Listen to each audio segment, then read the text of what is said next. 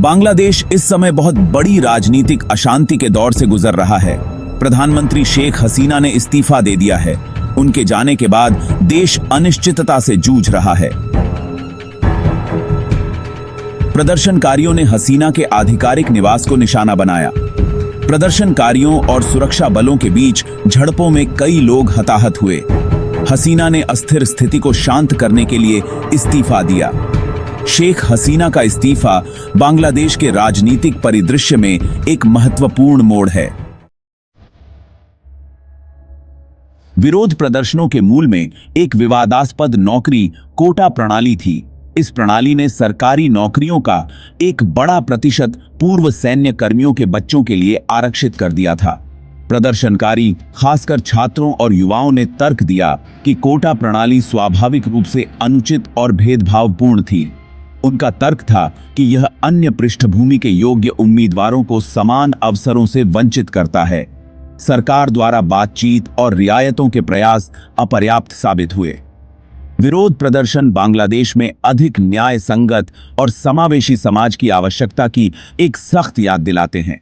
प्रधानमंत्री शेख हसीना के इस्तीफे और बढ़ती हिंसा के मद्देनजर बांग्लादेशी सेना ने स्थिति को नियंत्रण में लेने के लिए हस्तक्षेप किया है। सेना प्रमुख ने पूरे देश में आपातकाल की स्थिति की घोषणा की। सेना ने एक अंतरिम सरकार के गठन की देखरेख करने का वादा किया है, जहां कुछ लोग इसे आगे की अराजकता को रोकने के लिए एक जरूरी कदम के रूप में देखते हैं। अंतर्राष्ट्रीय समुदाय ने सेना से संयम बरतने और लोकतांत्रिक प्रक्रियाओं की तेजी से वापसी सुनिश्चित करने का आग्रह किया है।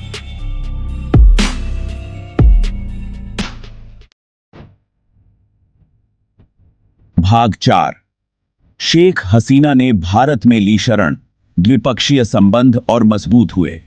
जैसे ही बांग्लादेश राजनीतिक उथल-पुथल से जूझ रहा है, पूर्व प्रधानमंत्री शेख हसीना ने पड़ोसी देश भारत में शरण ली है।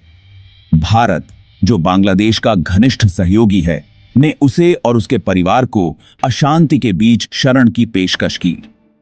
हसीना का भारत आगमन दोनों देशों के बीच मजबूत ऐतिहासिक और रणनीतिक संबंधों को रेखांकित करता है। भारत अपनी स्वतंत्रता की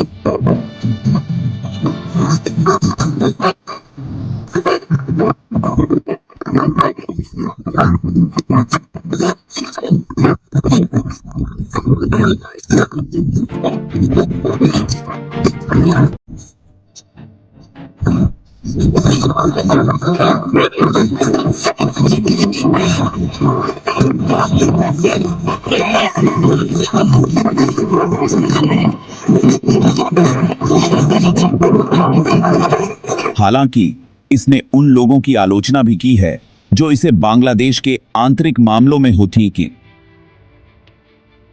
इंटरफेरेंस के रूप में देखते हैं।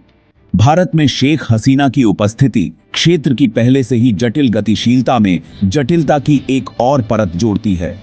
यह देखा जाना बाकी है कि उनकी उपस्थिति बांग्लादेश में विकसित राजनीतिक स्थिति और व्यापक क्षेत्रीय परिदृश्य को कैसे प्रभावित करेगी। भाग 5। अंतर्राष्ट्रीय समुदाय ने चिंता व्यक्त की, शांतिपूर्ण समाधान का आग्रह किया। अंतर्राष्ट्रीय समुदाय बांग्लादेश में हो रही घटनाओं पर बढ़ती चिंता के साथ नजर रख रहा है। सरकारों और अंतर्राष्ट्रीय संगठनों ने हिंसा और राजनीतिक अस्थिरता पर अपनी चिंता व्यक्त करते हुए बयान जारी किए हैं। संयुक्त राष्ट्र ने सभी पक्षों से संयम बरतने का आह्वान किया है और संकट के शांतिपूर्ण समाधान का आग्रह किया है। बांग्लादेश का एक प्रमुख विकास भागीदार संयुक्त राज्य अमेरिका ने देश में लोकतांत्रिक संस्थानों और प्रक्रियाओं का समर्थन करने की अपनी प्रतिबद्धता व्यक्त की है। यूरोपीय संघ ने इन भावनाओं को प्रतिबिंबित किया है, मानवाधिकारों और कानून के शासन को बनाए रखने के महत्व पर जोर दिया है।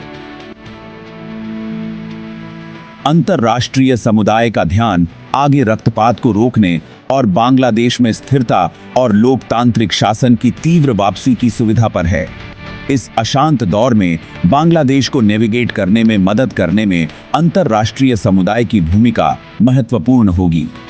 बातचीत, सुलह और लोकतांत्रिक प्रक्रियाओं की बहाली के लिए उनका समर्थन देश की दीर्घकालिक शांति और स्थिरता के लिए महत्वपूर्ण होगा। सैन्य